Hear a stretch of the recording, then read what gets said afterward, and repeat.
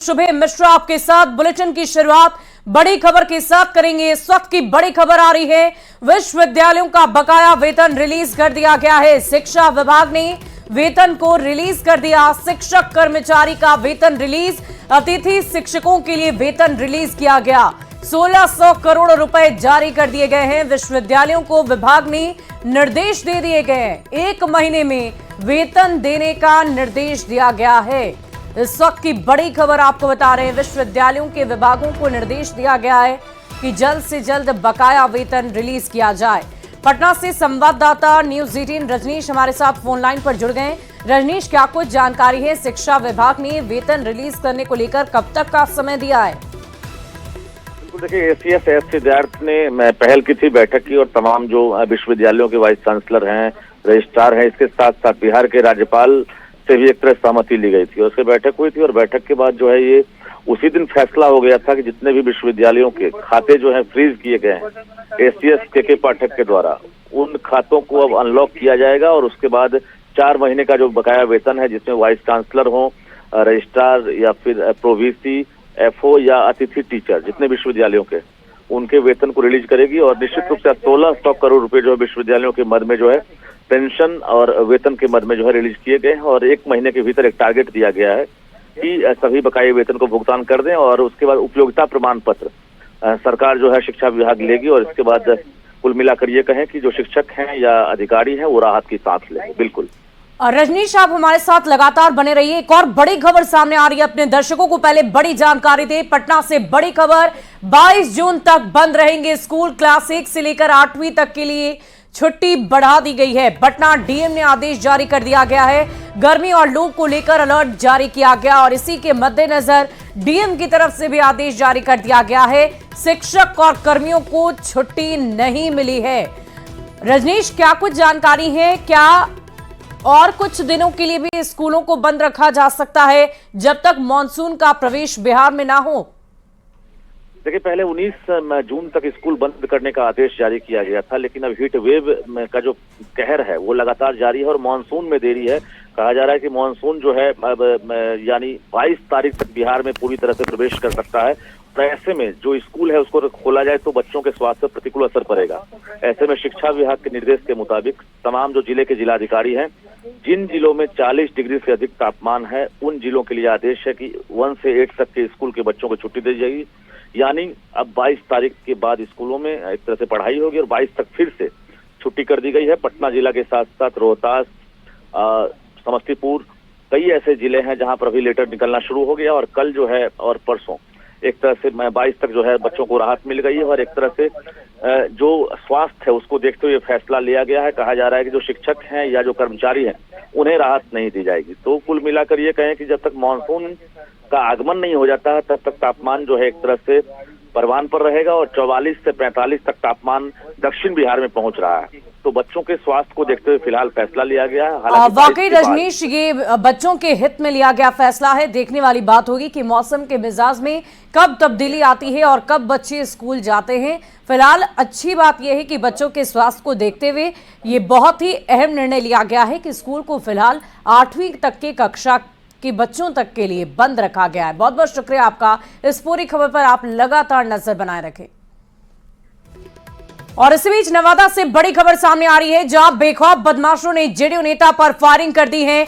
JDU नेता अपनी गाड़ी से कहीं जा रहे थे और तभी हमलावरों ने फायरिंग कर दी और गोलीबारी में मुखिया बाल बाल बच गए, लेकिन उनके साथ चल रहे ममेरे भाई राजबली पासवान के बाह में गोली लग गई। फिलहाल स्थिति खतरे से बाहर है। पुलिस पूरे मामले की तहकीकात में जुटे हुए हैं। रहे थे आप, कहाँ पे गोली मारी गई है? हम लोग मुखिया जी कोई परिवार था, साथी था, उन्हीं को देखने के लिए जा रहे थे। तो उसी में हाथ लगा के 5-6 आदमी बैठे हुए थे, गाड़ी बीच रोड पर रोक करके लगा दिया। और इसी बीच बांका से बड़ी खबर आपको बताएं, जहां उत्पाद विभाग की टीम पर शराब माफियाओं ने हमला बोल दिया है। शराब माफियाओं के हमले में 5 पुलिसकर्मी जख्मी हुए। इस घटना से जुड़ा एक वीडियो भी सामने आया जिसमें देखा जा सकता है कि एक गाड़ी क्षतिग्रस्त हुई। वहीं गांव वालों का कहना है कि गाड़ी अनियंत्रित होकर दुर्घटनाग्रस्त हुई है। सोशल मीडिया पर यह वीडियो बहुत तेजी से वायरल हो रहा है। न्यूज़ 18 इस वीडियो की पुष्टि नहीं करता है। और मुजफ्फरपुर से बड़ी खबर का रुख करेंगे, जहां मनियारी में अनोखा मामला सामने आया है। यहां NH 28 स्थित टोल प्लाजा पर अवैध हथियार के साथ 2 गार्ड को गिरफ्तार कर लिया गया। दोनों गार्ड फर्जी लाइसेंस वाले अवैध राइफल लेकर ड्यूटी कर रहे थे। पुलिस ने जांच के बाद दोनों गार्ड को गिरफ्तार कर लिया। दोनों के राइफल और 10 कारतूस को जब्त किया गया। डीएसपी ने बताया कि सूचना मिली थी कि मनियारी टोल प्लाजा पर 2 गार्ड अवैध हथियार के साथ ड्यूटी कर रहे हैं, जिसके बाद पुलिस ने जांच की, दोनों को गिरफ्तार कर लिया।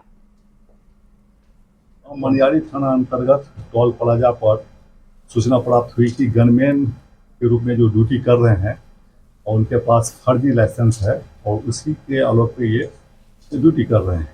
जो इसके आलोक में सत्यापन जब कराया गया इनको, तो दोनों लाइसेंस फर्जी पाया गया। एक का खगड़िया का बना हुआ था, एक आदमी का सुनील कुमार का, एक मनन यादव जो है मिले हैं जो औरंगाबाद के, मनन यादव जो शाहपुर के थाना क्षेत्र भोजपुर जिला के रहने वाले हैं। इनका लाइसेंस गोपालगंज जिला से बना हुआ है। दोनों जगह विशेष दूत भेज करके सत्यापन कराया गया, तो दोनों जगह बताया गया ये फर्जी है, वहाँ से ये लाइसेंस निर्गत ही नहीं हुआ है। तत्पश्चात जो है दोनों आर्म्स को, इनके एक नाली बंदूक है DB-12, एक नाली बंदूक 12 बोर को, जिसको जब्त किया गया। और नीट पेपर लीक कांड की जांच लगातार जारी है। पटना पुलिस की EOU की टीम ने कुछ कैंडिडेट से पूछताछ की, जिसे एनडीए की तरफ से दी गई जानकारी के आधार पर बुलाया गया था। पुलिस अपना काम कर रही है, पर इस बीच बिहार के डिप्टी सीएम विजय सिन्हा के बयान पर सियासत गर्मा गई। विजय सिन्हा ने प्रश्न पत्र लीक कांड के आरोपियों के तार तेजस्वी यादव से जुड़े होने की बात कही, जिस पर सियासत गर्म है।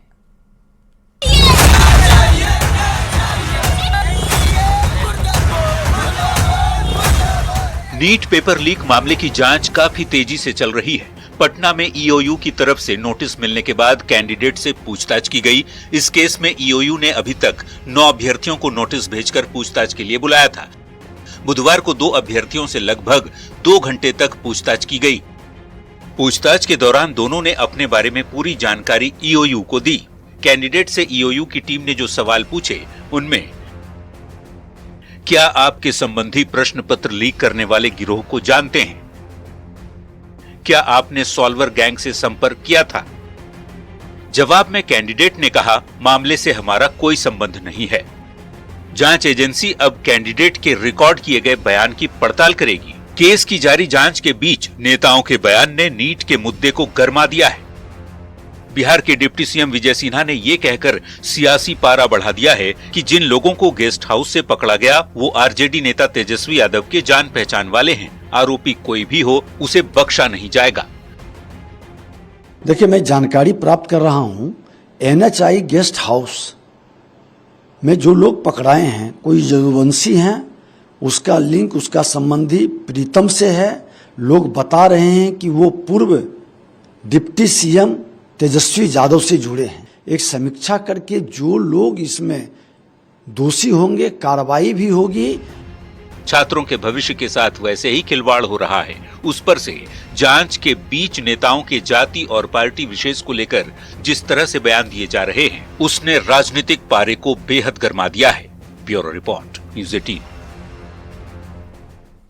और नीट परीक्षा विवाद में NHAI गेस्ट हाउस का नाम आने के बाद डिप्टी सीएम विजय सिन्हा ने पदाधिकारियों के साथ एक अहम बैठक की। और बैठक के बाद डिप्टी सीएम ने बताया कि पथ निर्माण विभाग से किसी ने कमरा बुक नहीं करवाया था, लेकिन सूचना के अनुसार पूर्व डिप्टी सीएम के PS प्रीतम ने गेस्ट हाउस में कमरा बुक करवाया था। फिलहाल पूरी जानकारी एकत्रित की जा रही है, दोषियों पर सख्त कार्रवाई होगी। देखिए, हमने यहाँ आज पदाधिकारियों के साथ हमारे APS प्रत्यय अमृत जी, सेक्रेटरी संजीव जी, सारे पदाधिकारियों के साथ बैठे हैं। हमने पूरी छानबीन किया है, आवंटन कहीं नहीं है।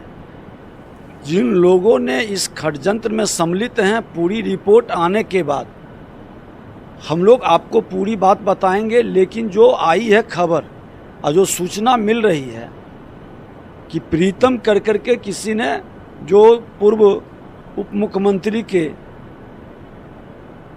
PS हैं, उन्होंने बुक करवाया है नहीं, उसका डिटेल हम लोग ले रहे हैं और पूरी विवरण आने के बाद उपलब्ध कराएंगे। लेकिन जो भी दोषी होगा विभाग के अंदर, उसको गंभीरता से के साथ लेकर कार्रवाई होगी। और दिल्ली से दरभंगा जा रही स्पाइस जेट की फ्लाइट में एसी नहीं चलने की वजह से यात्रियों को बहुत मुश्किलों का सामना करना पड़ा। करीब 1 घंटे तक फ्लाइट में एसी बंद रहा, जिससे कई यात्रियों की तबीयत बिगड़ गई। भीषण गर्मी के बीच हवाई यात्रियों की परेशानी से जुड़ी ये खास रिपोर्ट देखिए। हवाई जहाज में नहीं चल रहा एसी, गर्मी में हाथ वाले पंखे का सहारा। ये ट्रेन नहीं, एरोप्लेन है।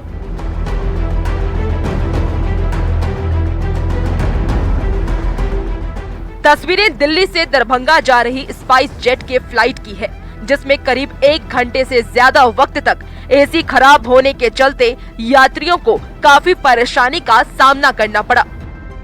भीषण गर्मी के बीच फ्लाइट की एसी बंद होने से विमान में यात्रियों की तबीयत बिगड़ गई।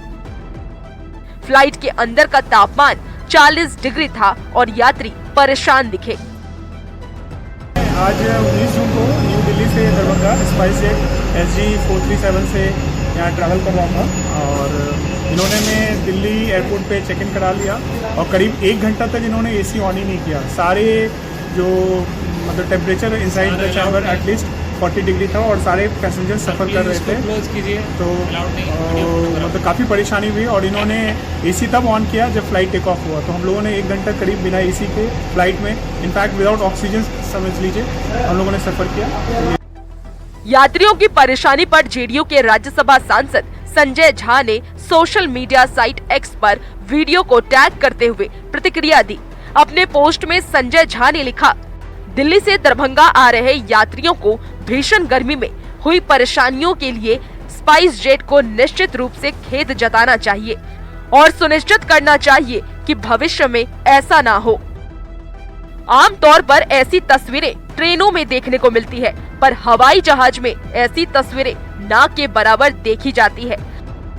हाल के दिनों में एयर सर्विस को लेकर लापरवाही की खबरें बढ़ गई हैं। ऐसे में दिल्ली टू दरभंगा वाली फ्लाइट की तस्वीरों ने एक और बड़ी लापरवाही उजागर कर दी है। Bureau report, news 18। और कांग्रेस नेता राहुल गांधी आज अपना 54वां जन्मदिन मना रहे हैं। इस मौके पर उन्हें बधाई देने वालों का सिलसिला लगातार जारी है। बिहार में नेता प्रतिपक्ष तेजस्वी यादव ने भी राहुल गांधी को जन्मदिन की बधाई दी है। तेजस्वी ने सोशल मीडिया X पर पोस्ट कर जन्मदिन की बधाई दी, जिसका राहुल गांधी ने जवाब भी दिया है। राहुल गांधी ने अपने जवाब में तेजस्वी यादव से मछली की पार्टी मांगी, जिसके जवाब में तेजस्वी यादव ने राहुल गांधी से मछली कैसे खानी है उसके बारे में पूछ लिया। सोशल मीडिया पर दोनों पोस्ट की बहुत चर्चा हो रही है। तेजस्वी यादव के बयान पर पलटवार करते हुए बीजेपी सांसद राजीव प्रताप रूढ़ी ने कहा है कि अपराधी की कोई जाति नहीं होती।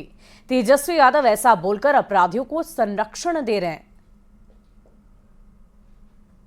कहीं वो अपने समाज पर एक प्रकार से उंगली उठा रहे हैं, जो उचित नहीं है। हत्या तो हत्या है और कोई भी हत्या गलत माना जाएगा, लेकिन उस हत्या को अपने समाज से जोड़ना और ये नहीं कि मारने वाला भी वही है, मरने वाला भी वही है, तो शायद अपने समाज को बदनाम करने का कोशिश कर रहे हैं। ये उचित नहीं है। अपराधी अपराधी होता है, चाहे किसी जात का हो, लेकिन तेजस्वी जी के बात से ऐसा लगता है कि कहीं अपराधियों को संरक्षण तो नहीं दे रहे हैं।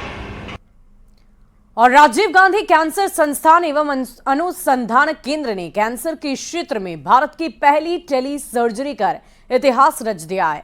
मेडिकल टेक्नोलॉजी के क्षेत्र में मील का पत्थर बनी अपनी तरह की इस पहली प्रक्रिया सटीकता के साथ साथ सुरक्षा सुनिश्चित करते हुए भौगोलिक बाध्यताओं का भी समाधान प्रदान करती है। राजीव गांधी कैंसर संस्थान एवं अनुसंधान केंद्र के मेडिकल डायरेक्टर और जेनिटल यूरिनरी ऑक्नोलॉजी की चीफ डॉक्टर सुधीर रावल की अगुवाई में डॉक्टर अमिताभ सिंह और डॉक्टर आशीष की विशेषज्ञ टीम ने सफलतापूर्वक 2 तरफा लिम्फ नोड हटाकर क्रांतिकारी सिस्टो प्रोस्टेक्टोमी ऑपरेशन को सफलतापूर्वक पूरा किया है। जहां ओपन सर्जरी में 3 घंटे के समय लगते हैं, वहीं बिना किसी गलती के 1 घंटे 45 मिनट में यूरिनरी ब्लैडर कैंसर पीड़ित सर्जरी की गई, जिससे ये साबित होता है कि टेली सर्जरी कितनी प्रभावशाली, विश्वसनीय और सुरक्षित है।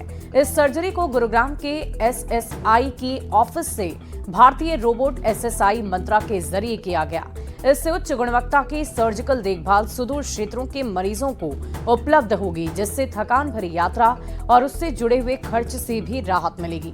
मरीज की दशा इस समय स्थिर है। मरीज को 1 हफ्ते के भीतर डिस्चार्ज भी किया जा सकता है।